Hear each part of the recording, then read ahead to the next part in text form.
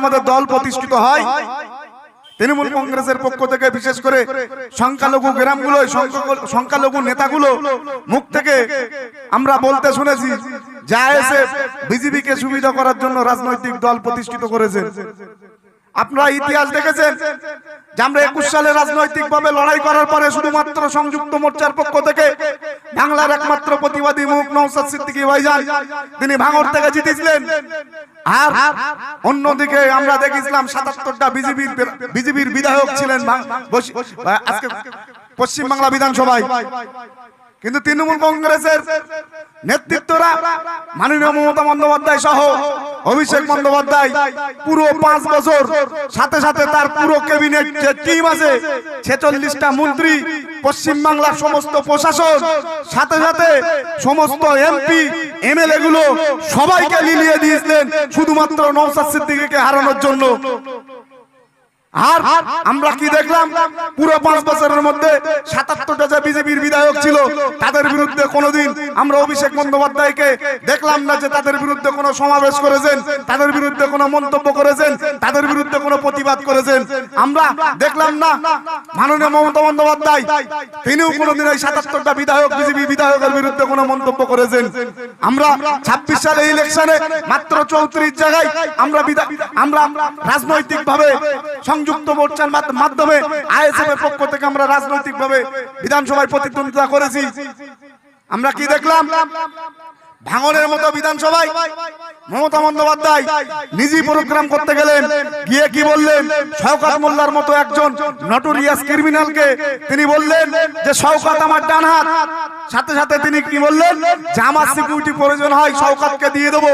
মানে শওকতকে বললো তুই যত মারিস বোম মার, যত মারিস বোম মার, যত মারিস মানুষের জান নে, কিন্তু যে কোনো কারণেই আমার এই ভাঙড় চাই, যেভাবে হোক নওশাদ সিদ্দিকীকে হারাতে হবে। মমতা বন্দ্যোপাধ্যায় এক নওশাদ সিদ্দিকীকে হারা দিয়ে নিজের মুখ্যমন্ত্রীর আজকে চেয়ারটা হারিয়ে বসলেন। যদি মমতা বন্দ্যোপাধ্যায় নওশাদ সিদ্দিকীকে হারানোর চিন্তা ভাবনা না করতো, মমতা বন্দ্যোপাধ্যায় যদি বিজেপির বিরুদ্ধে নওশাদ ভাইয়ের বিরুদ্ধে যে সময়টা ব্যয় করেছে, নওশাদ ভাইয়ের বিরুদ্ধে যে শক্তিটা ব্যয় করেছে, নওশাদ ভাইকে হারানোর জন্য যে অর্থ ব্যয় করেছে, সেই অর্থ, সেই শক্তি, সেই সময় যদি বিজেপির বিরুদ্ধে মমতা বন্দ্যোপাধ্যায় ব্যয় করতো, আমরা চ্যালেঞ্জ করে বলছি পশ্চিম বাংলায় আজকে বিজেপি ক্ষমতায় আসতো না, পশ্চিম বাংলায় আজকে বিজেপি ক্ষমতায় আসতো না, পশ্চিম বাংলায় আজকে বিজেপি ক্ষমতায় এসছে। তার একমাত্র কারণ ওই তৃণমূল কংগ্রেসের সুপ্রিমো মমতা বন্দ্যোপাধ্যায় ও তার ভাইপো অভিষেক বন্দ্যোপাধ্যায়ের জন্য। আপনারা কি দেখলেন, বিধানসভা ইলেকশনে বিজেপি এককভাবে ক্ষমতায় আসার পরেও, সব থেকে দুঃখের বিষয়, বিজেপি এককভাবে ক্ষমতায় আসার পরেও তৃণমূল, ভাই আপনাদেরকে বলবো আমাদের প্রশাসন 100% আমাদের সহযোগিতা করছে। প্রশাসনের থেকে কিন্তু বারবার বলা হয়েছে যে রাস্তা যেন কোন রকম ভাবে জাম না হয়। আপনাদেরকে বলবো ভাই, রাস্তাটা ছেড়ে দিয়ে দাঁড়াবেন। আমাদের ভলেন্টিয়ার যারা আছেন তাদেরকে বলবো প্রশাসনের সাথে সহযোগিতা করুন, প্রশাসন আমাদেরকে সহযোগিতা করছে। সুতরাং এবার বিধানসভায় আমরা কি দেখলাম, বিজেপি এককভাবে ক্ষমতায় আসার পরেও যে 80টা বিধায়ক তৃণমূল কংগ্রেসের পক্ষ থেকে জিতেছিলেন, জেতার পরে সব থেকে দুঃখের বিষয়, যারা বড় বড় কথা বলেছিলেন, ভোটের আগে যারা নামের লিস্ট করেছিলেন, যারা বারবার বলতেন যে আইএসএফ এর জন্য বিজেপি চলে আসছে, আজকে 1 মাস হতে পারলো না পুরো দলটাই 62টা বিধায়ক মমতা বন্দ্যোপাধ্যায়ের হাত ধরে মমতা বন্দ্যোপাধ্যায় রাতারাতি সেই বিজেপিকে পাঠিয়ে দিলেন।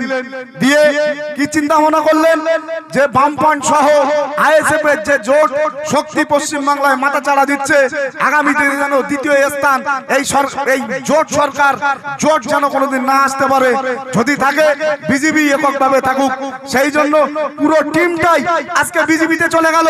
এখনো পর্যন্ত আপনার গ্রামে, আমার গ্রামে এই মাথায় টুপি দেওয়া, মুখে দাড়ি রাখা কিছু চাচা, কিছু ভাই, আপনারই ভাই, আমারই ভাই, এরা এখনো পর্যন্ত নওশাদ সিদ্দিকীর পিছনে পড়ে আছে। তারা এখনো পর্যন্ত বলছে যে নওশাদ সিদ্দিকী বিজেপির দালাল। আমি তাদেরকে বলবো ভাই, আপনারা এই নওশাদ সিদ্দিকীকে আটকাতে গিয়ে আপনার দলটা উঠে গিয়েছে। সুতরাং এখনো পর্যন্ত আপনাদের বলছি, যেটুকু পতাকা আছে সেইটুকু বাঁচানোর জন্য আপনারা এখনো পর্যন্ত বলছি নওশাদ সিদ্দিকীর পিছনে লাগা বন্ধ করুন, নইলে আগামী দিনে আপনার ওই পতাকা বাঁধার লোকও থাকবে না। না, কারণ পশ্চিম বাংলা থেকে পুরো তৃণমূল কংগ্রেস দলটাই উঠে গিয়েছে। আপনাদেরকে আমরা একটা জিনিস বোঝানোর চেষ্টা করেছিলাম যে ভাই এবার 26-এ ইলেকশনে বসিরহাট উত্তর বিধানসভা থেকে আমরা প্রতিদ্বন্দ্বী করছিলাম আমাদের সংযুক্ত মোর্চার পক্ষ থেকে।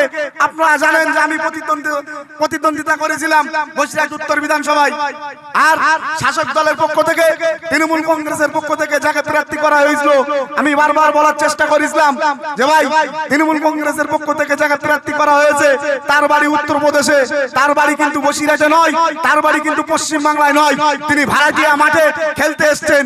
সুতরাং আমার ঘরের সন্তানের কষ্ট, আমার পরিবারের কষ্ট আমার পরিবারের মানুষ বুঝবে, বাইরের পরিবারের মানুষ কিন্তু বুঝবে না। আপনারা ভেবে দেখুন একজন উত্তরপ্রদেশের মানুষ কিভাবে আমাদের পশ্চিম বাংলা বসিরহাটের মতো একটা জায়গার মানুষের কষ্ট কিভাবে বুঝবে। আপনারা যদি বলেন বসিরহাট থেকে কোন ব্যক্তিকে যদি উত্তরপ্রদেশে প্রার্থী করা হতো, সেখানে যদি সে গিয়ে প্রার্থী হয়ে এমএলএ হতো, তার কোনোদিন কোনো ক্ষমতা ছিল না যে উত্তরপ্রদেশের মানুষের কষ্ট বোঝা। কিন্তু তৃণমূল কংগ্রেসের বন্ধুরা উঠে পড়ে লেগে, তৃণমূল কংগ্রেসের বন্ধুরা হারমাতগিরি করে, তৃণমূল কংগ্রেসের বন্ধুরা নামের লিস্ট করে দায়িত্ব নিয়ে একজন উত্তরপ্রদেশের সেই দাঙ্গাবাজ এলাকা থেকে এসে উত্তরপ্রদেশের মানুষকে বসিরহাট উত্তর থেকে জিতিয়েছেন। জেতানোর পরে কি হলো আপনারা বুকে হাত দিয়ে বলুন। আমরা কয়েকদিন আগে বকরা ঈদ শেষ করলাম, তাই তো? বকরা ঈদ নিয়ে বসিরহাট উত্তর বিধানসভায় প্রতিটা মানুষ হয়রানির মধ্যে ছিল যে বকরা ঈদে আমাদের পার্বণ, বছরে দুটো পার্বণ আছে, আমাদের সব সম্প্রদায় ভাইদের পার্বণ আছে। আমরা যে সম্প্রদায়ের মানুষ আমাদের বছরে দুটো পার্বণ আছে। সেই পার্বণের মধ্যে একটা বড় পার্বণ হলো বকরা ঈদ। সেই বকরা ঈদে কুরবানি হবে কি হবে না সেই নিয়ে আমরা যখন বিপদগ্রস্ত ছিলাম, আমরা আশা করেছিলাম বসিরহাট উত্তর বিধানসভা থেকে যে বিধায়ক তিনি জিতেছেন, বসিরহাটের মানুষ তাকে ভোট দিয়ে জিতিয়েছেন, আমরা আশা করেছিলাম তার মুখ দিয়ে একটা অন্তত ভিডিও বার্তা পাবো যে বসিরহাটের উত্তর বিধানসভার মানুষের জন্য যে আপনারা চিন্তা করবেন না, আপনাদের পাশে আমরা আছি। আমরা একটাও পর্যন্ত তার মন্তব্য আমরা পেলাম না।